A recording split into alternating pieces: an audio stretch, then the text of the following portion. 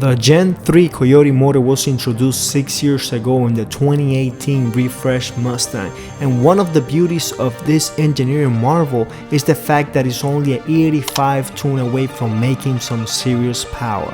This Mach 1 that we're about to go in for a ride picked up exactly 62 rear-wheel horsepower with only an E85 tune from Palm Beach Dyno.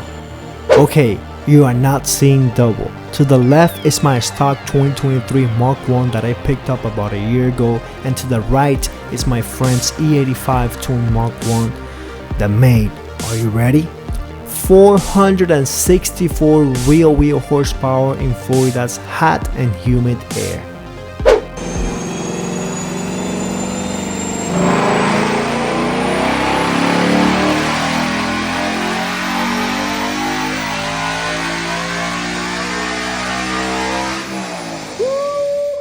Look at that, over 30 horsepower gain on E85. The car is bone stock otherwise.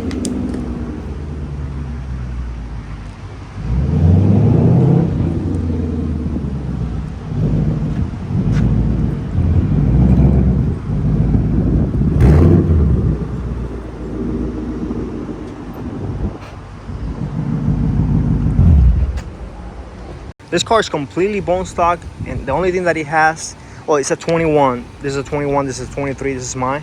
But this one has an E85 tune, and it dyno, what, 467 to the wheels? 464, I think. 464 to the wheels, but stock, it was pretty bone strong. stock, It was like yeah, 430, right? Bone stock was, no, 430 with the 93, but With- it was like 403 bone stock. So it picked up like 60 wheel? Yeah. Holy cow. So we're gonna be driving this car today, and most likely I'm gonna be very influenced to get a E85 tune from Palm Beach. And let's just give you a quick walk around this car. This car is beautiful, just like mine. The only thing is that the owner added a HP spoiler and had a paint to match the wheels. Carbonized gray. I think it's called magnetic gray. Magnetic gray. So if you see, it actually matches all the Mach 1 striping and the wheels. We got the same colors on the mirrors and on that stripe. So this thing just looks awesome. This car, so he has the Mach 1. It's a little bit of carbon fiber too in the interior, but it's just like my car, man. It's just so cool. This thing is so neat. Beautiful. The reason for the carbon fiber is because I started to notice, even on my other Mustang, that those chrome parts there, they get scratched pretty easily, especially with the keys and everything. Yeah, that's true. But just to cover them with something, you know. Oh, it looks OEM, to be honest. Yeah, looks OEM. It's beautiful.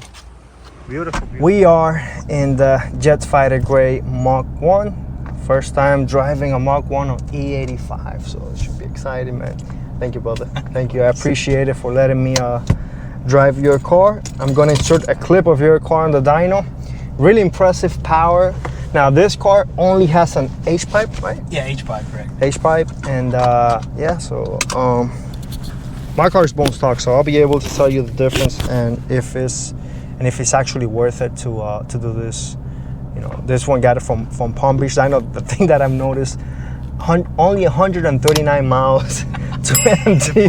Hey, it is full. Normally I get like, bro, like if I do the highway, like 320. Yeah. So it's a big sacrifice. Sounds good with the H-pipe, I'll tell you that. I told you with the 93 fuel, it's not much louder. I don't know. I'm gonna put it in sport. Let me see. Let's go to exhaust mode, and I'm gonna go to track.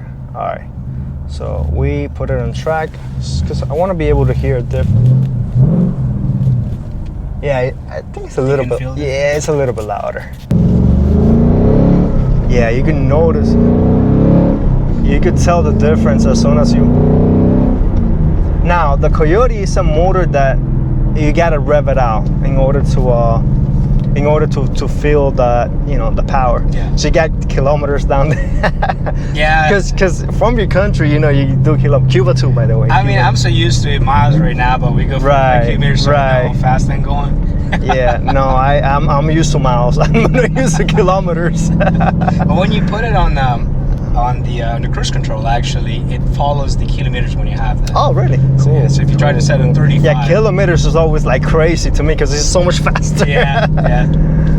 All right, so we're gonna be jumping to the highway. So throttle response feels a little bit better. Yeah, you can tell as soon as you give it some crack the throttle after like 3,000 RPMs, it really wants to take off. Yeah, especially on the torque side. Yeah, it makes a lot more torque. It's there. I mean, you made a lot more power because you said stock. What it made like? It was 400.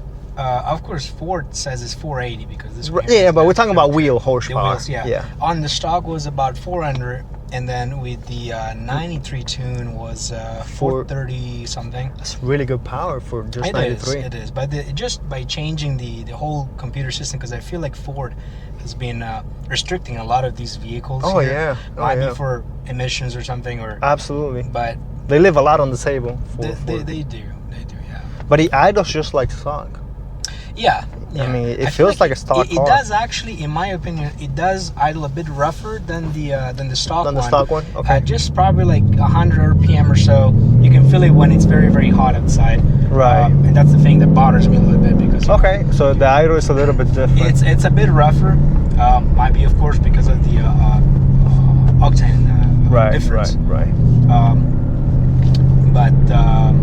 And then also on the startup, it's not like on our stock one where you just fire it up, boom, it just fires up immediately. Right. With the E85, it takes a couple of seconds, 2-3 seconds to actually start up, even on a hotter climate like we're right now. So, we're gonna get a quick pull here. Can you feel the bottom roll? Yeah, a little bit more. There we go. Oh yeah, it's fast. Oh, it's way faster. Oh yeah. This car can take a lot of abuse, so dude, just feel free to. Dude, I appreciate it. This thing feels fast compared to stock. Oh my.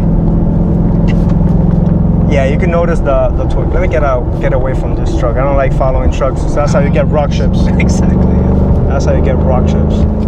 And it's louder too. You can hear it from the inside. You can notice the H-pipe. It is. Yeah.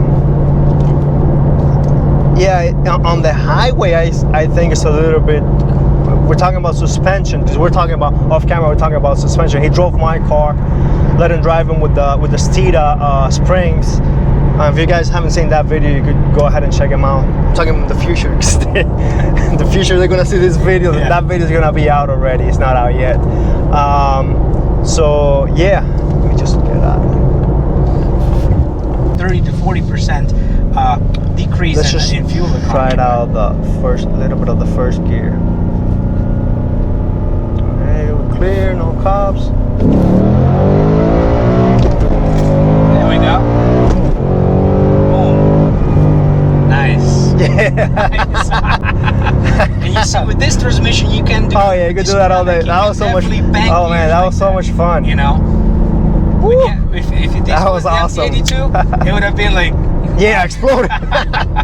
Yeah, and the cool thing about the Mach 1, I don't know if you guys know, you could do no lift shifting from the factory. Yeah. And I know it's robust because when I went to the track, the instructors, they told them use the no lift shift. Mm-hmm. So it cuts spark and fuel when you shift, right? So you don't have to ever let go of the gas. Mm-hmm. It's built like that from Ford, so they want you to use it. Use that. Okay. And I'm telling you, bro, I was on the track and we were beating the crap out of those cars. Mach 1s don't break. They don't overheat. The transmission doesn't break.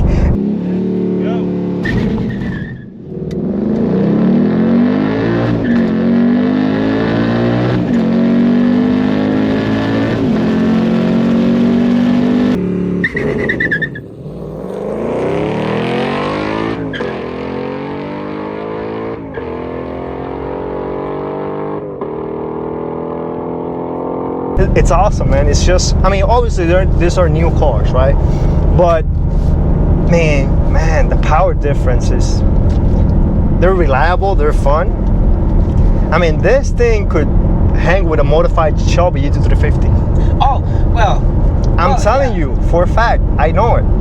I've driven Shelby E350s, and this thing with the E85 tune, just little tweaks. Well, I mean, I've seen GT350s, And the thing with this, I love them. Of course, Right, they're always right. Shelby retained. Yeah, they got the voodoo. They reps to. What about Exactly. what's your red line here? 75 or is it a little bit higher? I think They didn't it's tell you. 75 or 74. Because I was shifting at 70. I know on the tune they actually could bump it up a little bit. You know, I never Is this really, going I 90? never really tried it. Try it right now. Yeah, I have no clue. Let's see, so This should be the highway, right? Yeah, I think so. yeah, let's see. Yeah, 75. 20? Yeah. 75. I'd Oh, don't worry, 75, this thing got brakes. I'm not worried about the brakes. Oh, the Brembo. I had the car on the track and the brakes are crazy. But yeah, man, this thing feels, guys, this thing feels just like stock. I mean, it's the perfect combination. Yeah, I mean- Color, and you got the Tremec, which is really, in my opinion, if you're getting a Mach 1, it has to be Tremec. Yeah, yep. I mean, there's just no. Yeah, if you're gonna go automatic, might as well just get a GT. Get a GT, Yeah, exactly. because if you get an automatic, most likely you care about straight speed. And if you care about straight speed, honestly, a GT is a little bit better because it's lighter. But they have said that the Mach 1 on the 10-speed is a bit faster than the manual. Oh yeah, it is. It is. It But is. of course, you know, you get all the excitement of banging here. and No, everything. man, It's there's just nothing like it's it, just bro. different, There's you know? nothing. There's nothing like it. So There's nothing like it. You know, this. There's nothing like shifting your own gears, especially with the no lift shift from the Mach 1. Also the rev mash, you hear that? Yeah. It's so much. It's so much fun just to bang gears on this thing, and it's just so reliable, and it's so well done. now, what do you think about the new Dark Horse kit, which is basically this one here? I think it's good for someone that likes that styling. I personally prefer the Mach 1, and especially I prefer the Mach 1 because of how much money you can save, right? Yeah. Because Okay. with the Dark Horse, the Dark Horse are going for like $70,000. Yeah. Which is insane. It's not faster than the Mach 1, stock for stock. The track, the track times, I'm sorry, the track times are 0.2 faster versus the Mach 1. So, and that one supposedly has better brakes, better tires. So Yeah, if you I've put the seen same it has tires, double brakes in the back from Brembo. exactly, actually, so. exactly. So it brakes a little bit better on the Mach 1. I don't think it's worth it, to be honest, unless you like that style. Maybe unless in a couple you want of years once the prices has gone calm down. a Yeah, little exactly. bit. But I mean, Good. did I tell you how much I got this Mach 1 here No, you for? didn't tell me. So it was in December 2023. So basically, up in Illinois, they don't want this vehicle here. They're like, oh, we're gonna get snow, everything. I got this Yeah. vehicle for 47 grand. Out the Holy door. smoking Out the deal. door. So it was less than 47. It was less. I mean, if you think about It's like 43? speed and everything. No, well, I think it was 42 or something in the other Force. Oh, yeah, of course. But then 47 is 47 smoking out deal. the door, and of course With cash. 2,000 miles. 2,000 miles on it. Yeah. Holy I mean, you have to shit. think that you gotta buy the vehicle in certain periods, but the same vehicle, the one that I told you about, the 80,000 miles one, Yeah. got in Daytona, and then I returned it after a month.